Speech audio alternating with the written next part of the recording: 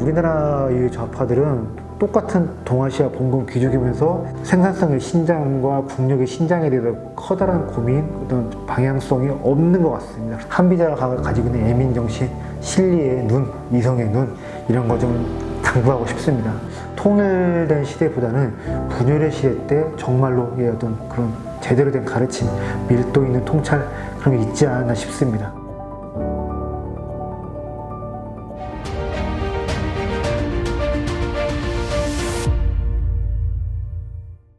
안녕하세요, 시청자 여러분. 오늘은 조금 특별한 손님을 모셨습니다. 스스로 사문난적이라고 말하는 동양 철학자 임근순 작가님 모시고 동양 철학적 관점에서 2021년 현재를 바라보는 시간을 갖도록 하겠습니다. 과거의 시각으로 현재를 재조명해보는 시간과의 대화, 역사와의 대화가 될 것 같습니다. 많은 기대가 됩니다. 안녕하세요, 작가님. 네, 안녕하세요.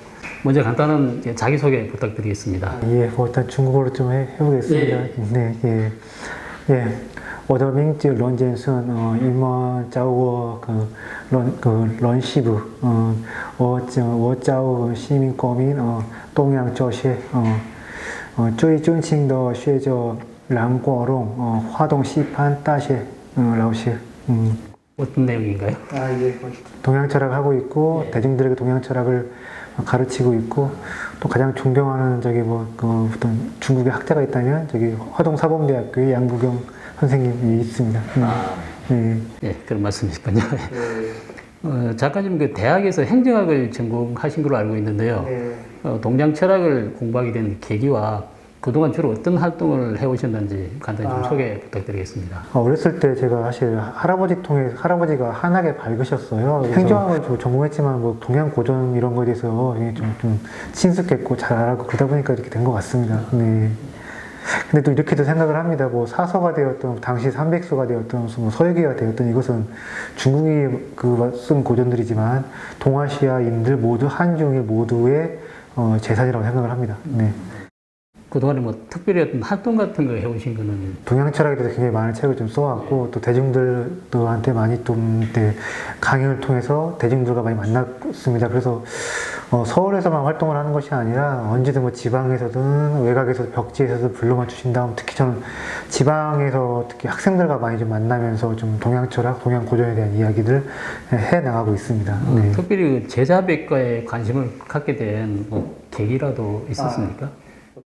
동양 철학 중에서 저는 특히 제자백과 공부를 많이 했습니다. 제자백과 하면 뭐냐면 진이라는 통일 제국이 생기기 전에 그때의 철학들을 말하는데 그래서 혹시 흔히들 선진 철학이라고 얘기를 합니다. 진과 한 통일 왕국과 제국이 들어서기 전에 이야기이기 때문에. 근데 그런 게 있어요. 전국 칠웅, 춘추 오패, 그때는 분열의 시대고 전쟁의 시대였는데 분열의 시대와 전쟁의 시대가 그때만 줄 수 있는 인간에 대한 통찰과 어떤 진짜 지혜들이 있는데 서양도 비슷합니다. 로마 시대의 역사 철학서보다는 그리스 시대의 역사서나 철학서가 훨씬 더 밀도가 있고 재미가 있고 어떤 통찰의 깊이가 있는데 동양도 마찬가지 통일된 시대보다는 분열의 시대 때 정말로 어떤 그런 제대로 된 가르침, 밀도 있는 통찰 그런 게 있지 않았나 싶습니다. 네.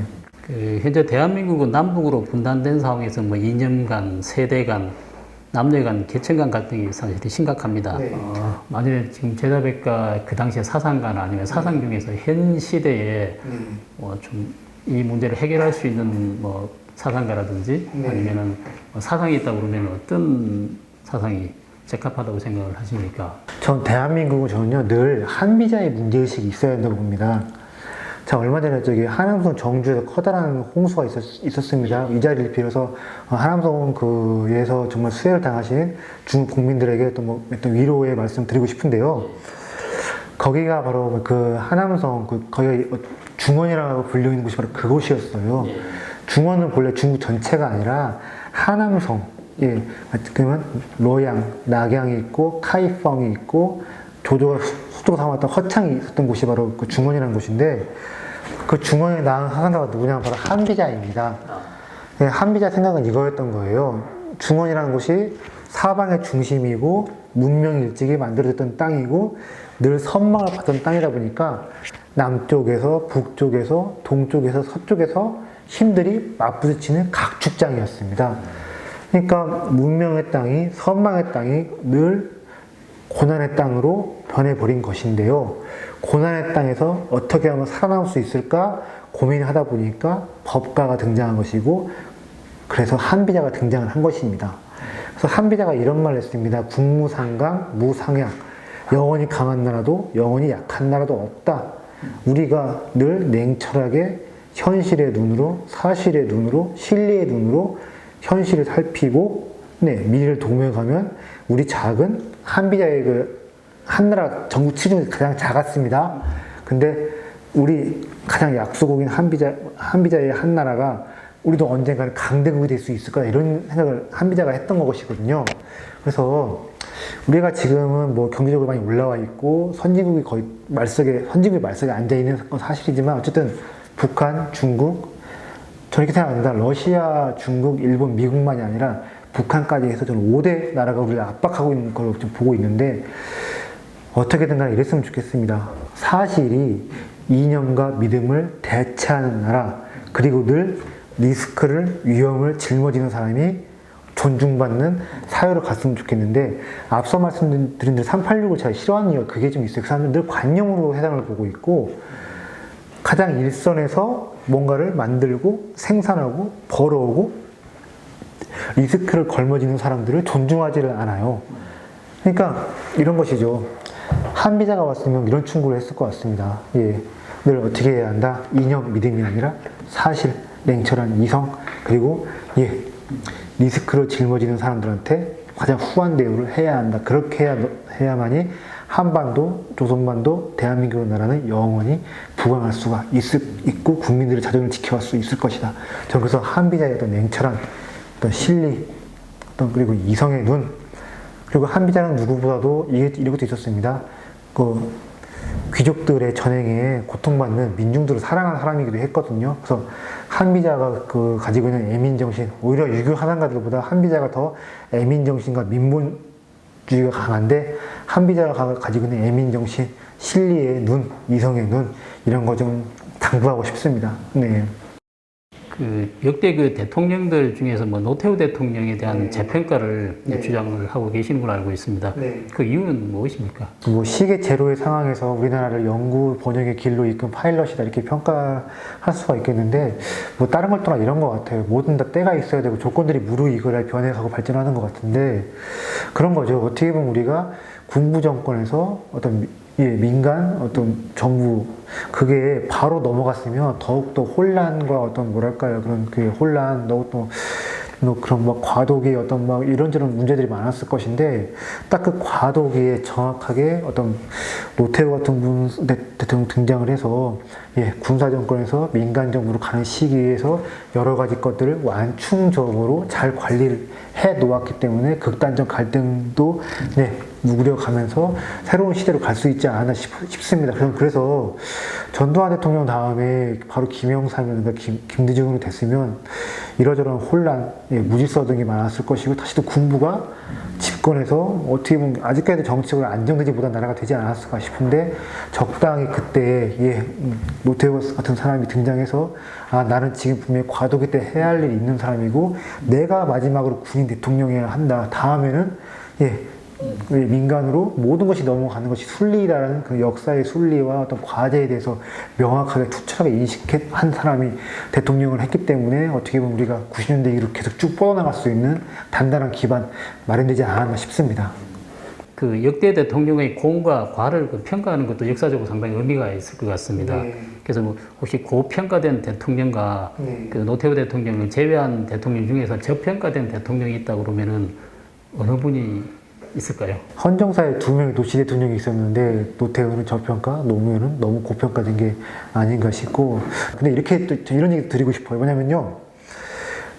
이승만이 되었던 박정희가 되었던 노태우가 되었던 전두환이 되었던 현대 한국 대통령들에 대한 평가, 현대 세대에 대한 이야기는 더 이상은 이제 뭐냐면요.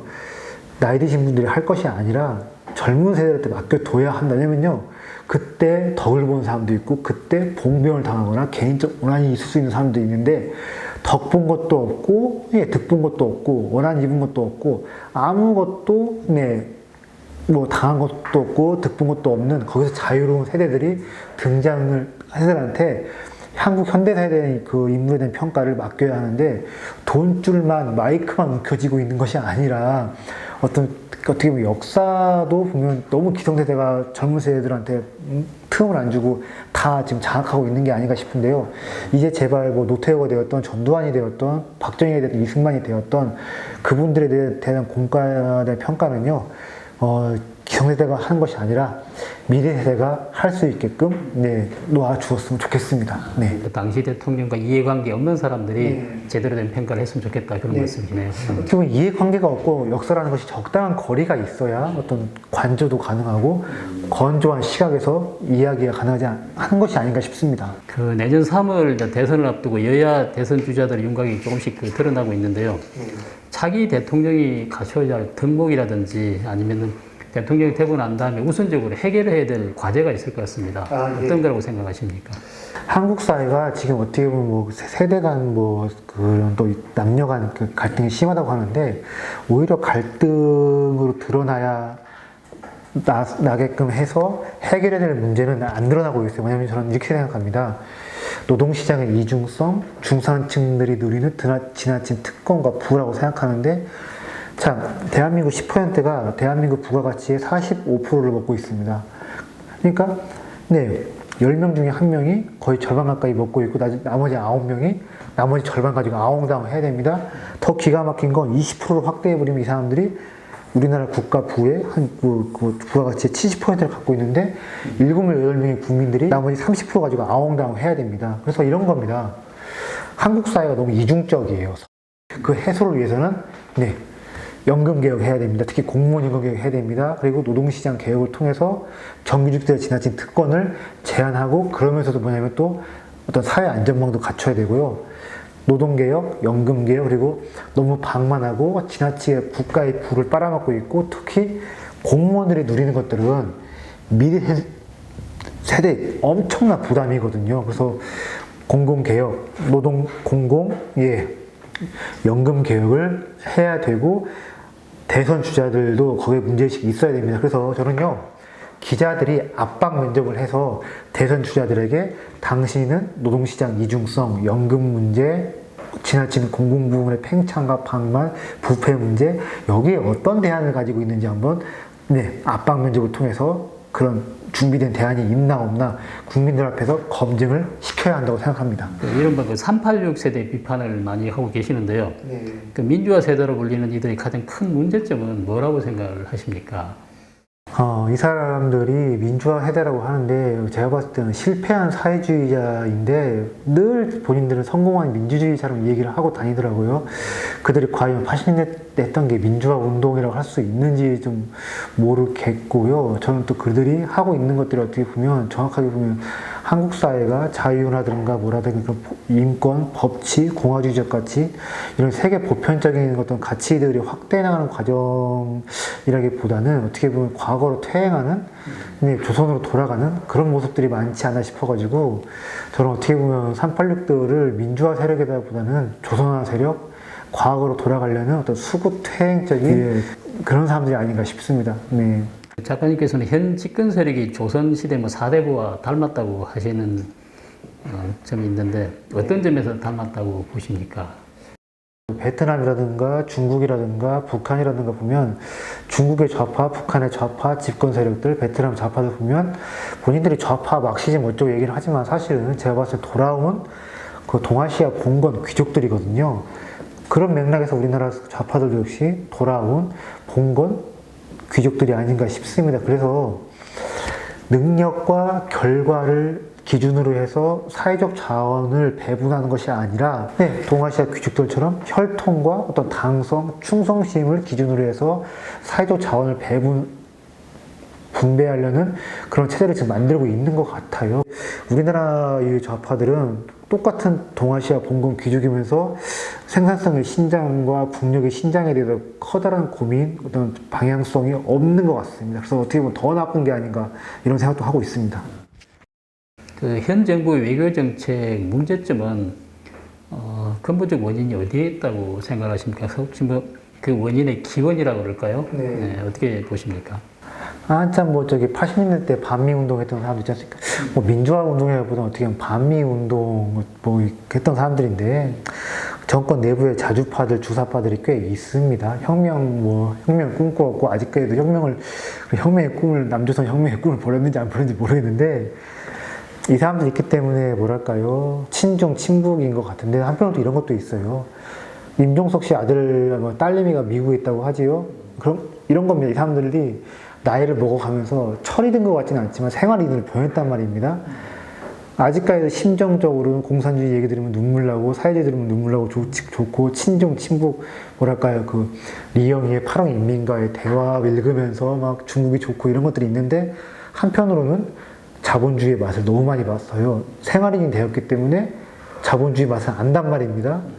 또 나이가 먹으니까 옛날만큼 또 뭐랄까 무모함이 없다 보니까 차마 대놓고 뭐 친중 친북을 할 용기는 없어. 반밀할 용기는 없어. 그래서 좀 이렇게 왔다 갔다 하는 게 아닌가 싶은데, 뭐 좋게 얘기하면 이런 거죠. 어떻게 보면 당시에 무슨 중국이 좋고 북한이 좋아하고 소련이 좋았던 사람들이 정권을 잡았지만 그 사람들이 나이 먹으면서 겁이 많아지고 특히 생활인으로 변했기 때문에 어떻게 보면 그 사람들이 폭주를 안 하는 게 아닌가 싶기도 합니다. 전 그래서 그 사람들의 아들, 딸들이 뭐 해외에서 뭐 특히 영국과 미국에서 뭐 호의호식 한다는 거 가지고 너무 뭐라고 안 했으면 좋겠어요. 왜냐면 그만큼 아들, 딸들만큼 호의호식 시키고 시장경제 맛이 좋은 것을 알기 때문에 그 사람들이 폭주 안 하는 걸 수도 있다고 생각을 합니다. 네. 지금 현재 그 미중 패권 다툼도 점점 심해지고 있고 해양 세력과 대륙 세력 간 뭐 경쟁 구도도 어떤 첨예화되고 있습니다. 네. 그 속에 이제 대한민국 과연 이제 대한민국이 선택을 어떻게 해야 될지 상당히 중요한 시점에 와 있는데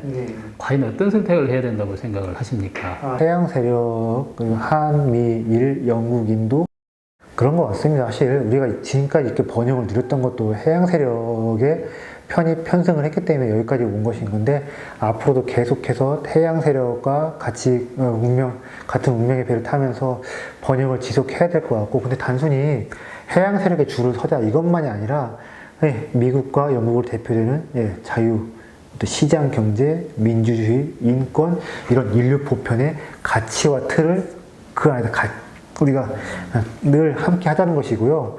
또 중국에도 이야기를 하고 싶어요. 왜냐면 저는 어떻게 보면 좀 위험할 수도 있는 이야기인데 자, 동아시아에 세 가지 모던이 있었습니다. 뭐냐면 모스크바 모던 그리고 일본으로 대변되는 그 어떤 무던이라고 해야 되나 만주 무던 일본이 한참 만주를 개발했을 때 그리고 상하이 무던이 있습니다.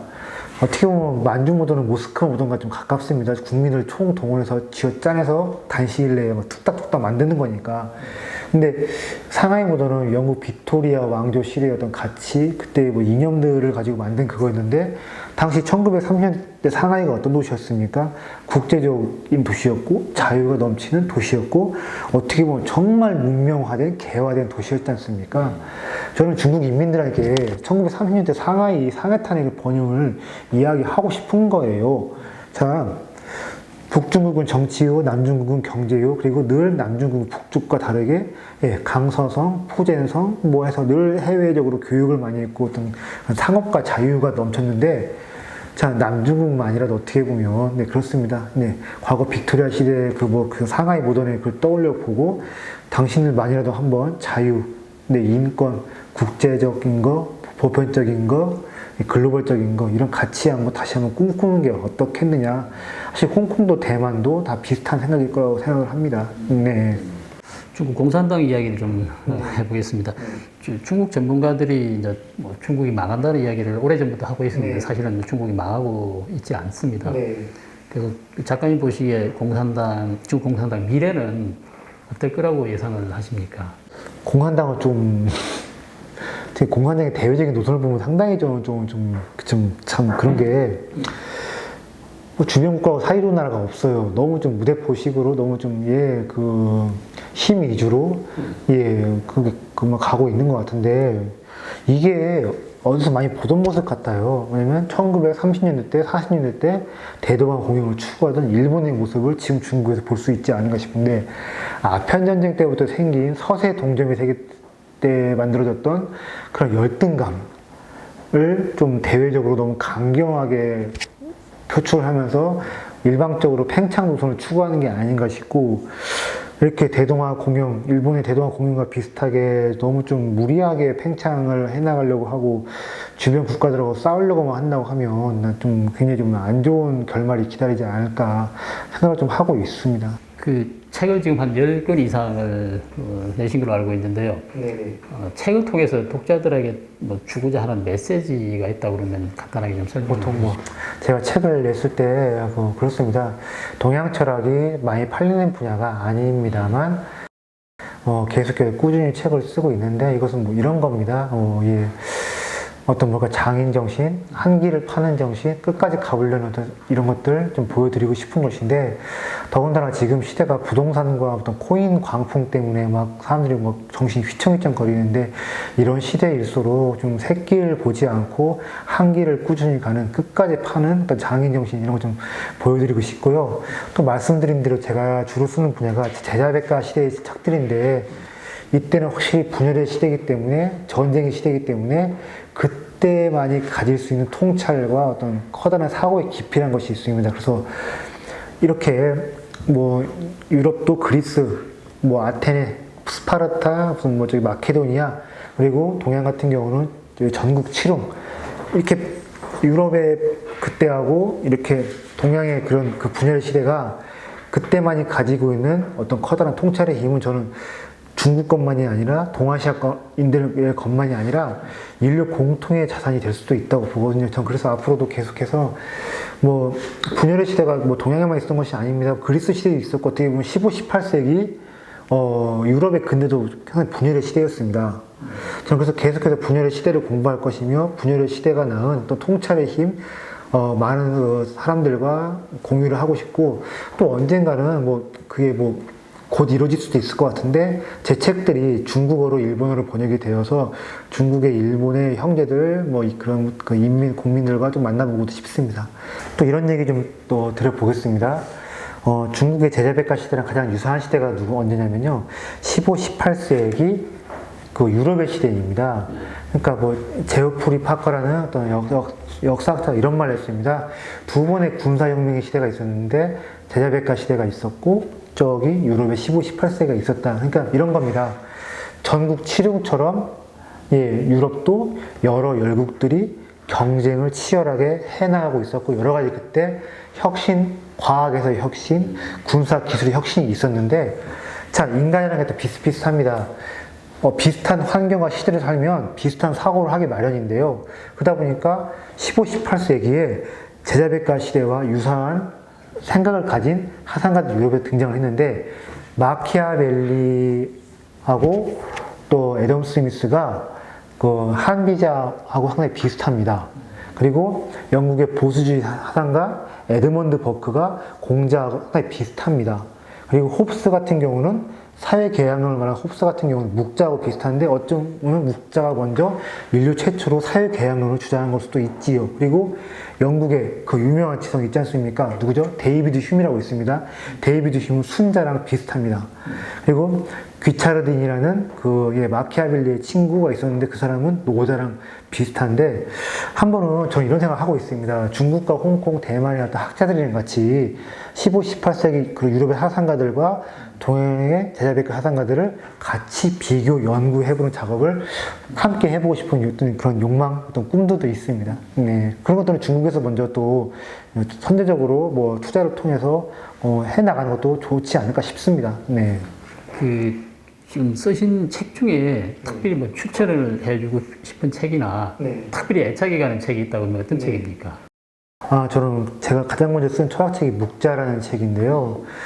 묵자는 어떻게 보면 중국에서 뭐 노동인민을 대변하는 노동자의 성인이라 이렇게 얘기를 하고 있습니다. 근데 마침 저희 아버지가 석공일을 하셨어요. 그냥 힘든 묵체노동을 하신 건데 그러다 보니까 제가 이렇게 좀 노동자의 성인 묵자 책을 좀 쓴 것이 아닌가 싶고 작년에 제가 EBS 공중파에서 묵자 10강을 강의를 했었는데 묵자가 이런 말을 했습니다.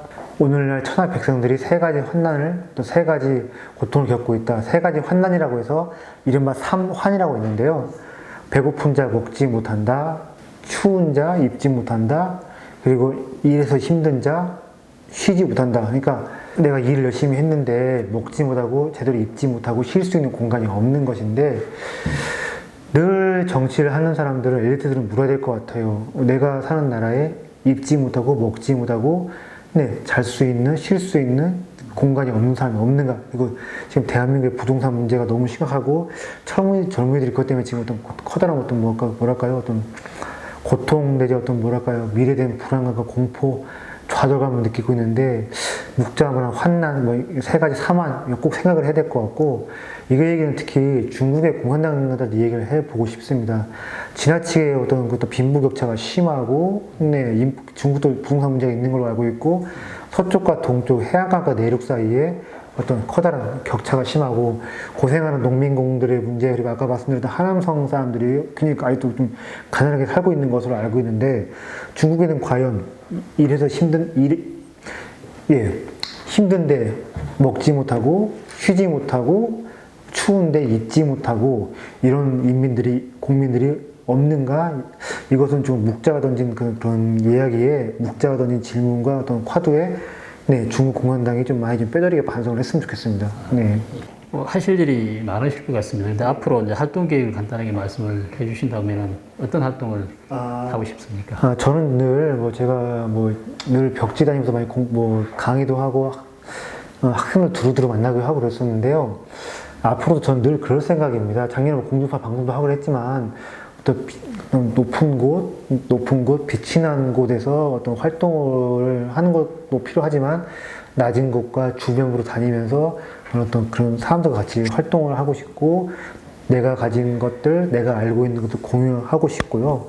또 기회가 된다고 하면 또 일본이나 중국에서 2, 3년, 일본에서 2, 3년 어떻게 상해가 화동사범대학이라고 거기에 양국역이나 대학자가 있는 걸로 알고 있는데 거기서 한번 공부도 좀 해보고 싶고 교토 쪽 가서 중국 역사도 공부해보고 싶은데 단순히 우리 땅을 좀 아끼는 대한민국인이 아니라 어떻게 보면 동아시아인으로 살고 싶은 생각도 있습니다.